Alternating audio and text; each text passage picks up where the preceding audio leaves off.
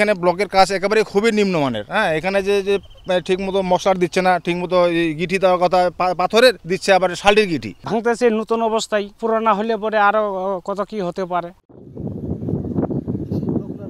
2022 সালের নভেম্বরে শুরু হয় দিনাজপুরের বিরল উপজেলার ঢেপা নদীর 1 কিলোমিটার তীর সংরক্ষণের কাজ। অভিযোগ উঠেছে, নিম্নমানের নির্মাণ সামগ্রী দিয়ে ব্লক তৈরি এবং নিয়ম না মেনে করা হচ্ছে প্রকল্পের কাজ।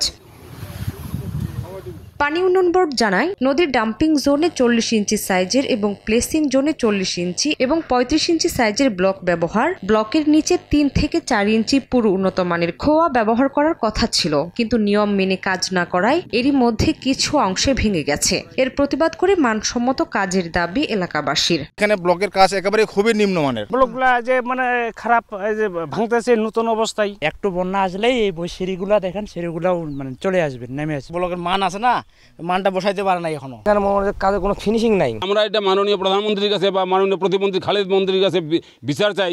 নগদের কাছে সব গ্রাহকই প্রিয়, তাই তো সারা দেশে ক্যাশ আউট চার্জ সবচেয়ে কম।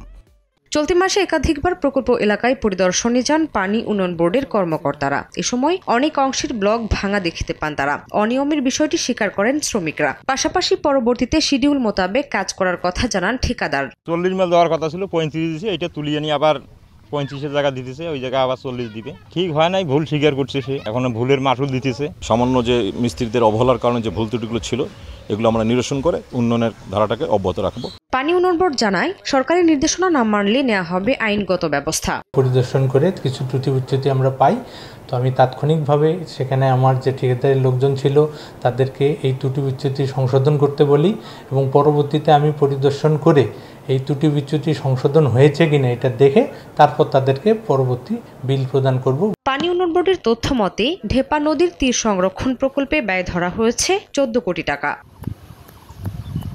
সময় সংবাদ, দিনাজপুর।